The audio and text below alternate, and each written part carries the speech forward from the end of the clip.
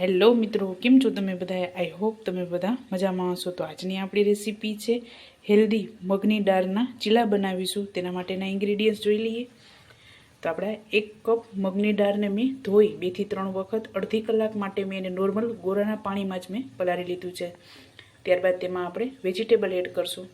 તેમાં 1 લીલું મોરું મરચું, ગાજર, બાફેલા વટાણા, ડુંગળી અને લીલી ડુંગળી અને સૂકી ડુંગળી થોડીક જ આપણે એડ કરવાની છે અને કેપ્સિકમ. ત્યારબાદ આદુ, મરચાં અને લસણને આપણે દાળ પીસતી વખતે જ તેમાં એડ કરી દઈશું. મસાલામાં 1 ટીસ્પૂન હળદર, આખું જીરું, સ્વાદ અનુસાર મીઠું અને ધાણા જીરું. તો ચાલો રેસીપી સ્ટાર્ટ કરીએ. સૌપ્રથમ આપણે દાળને પીસી લેશું. તો આપણે દાળ પીસી લીધી છે આ રીતે. આમાં પાણીની જરૂર આપણે નથી પડી.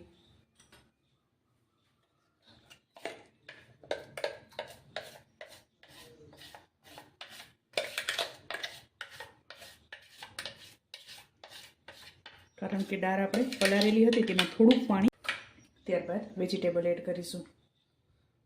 તો સૌપ્રથમ વટાણા એડ કરશું, ગાજર, કોથમરી અને મરચાં.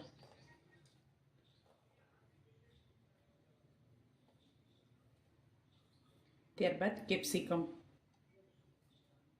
અને લીલી ડુંગળી.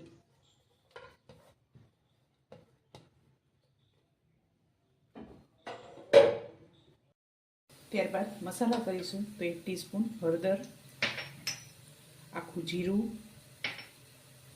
અને ધાણા જીરું. થોડુંક પાણી એડ કરશું.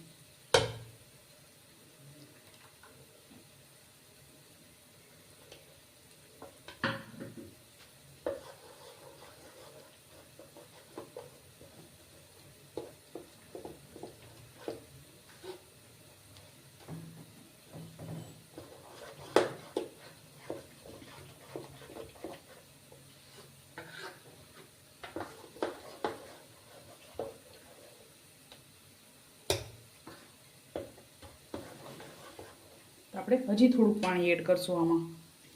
તો આપણે તૈયાર થઈ ગયું છે. તો હવે બનાવી લેશું આપણે ચીલા. તો આપણે 1 ચમચી જેટલું તેલ એડ કરેલું છે. તો આપણું તેલ ગરમ થઈ ગયું છે. તેમાં બેટર એડ કરી દેશું.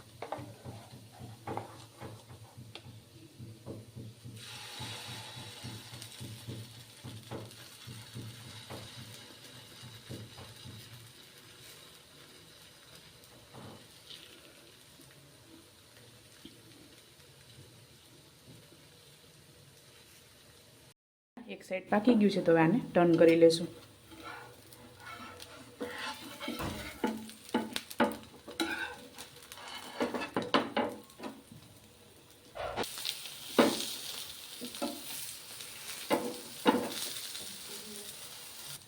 તો આપણે આ રીતે બંને સાઈડ તૈયાર થઈ ગયા છે. તો હવે આને સર્વ કરીશું. ચાલો મિત્રો, તૈયાર છે ગરમા ગરમ મગની દાળના ચીલા. તમે પણ આ જ રીતે બનાવજો ને મને યાદ કરજો. મારા વિડીયોને લાઇક, શેર અને સબસ્ક્રાઈબ કરવાનું ભૂલતા નહીં. તો ચાલો મળીશું નેક્સ્ટ વિડીયોમાં.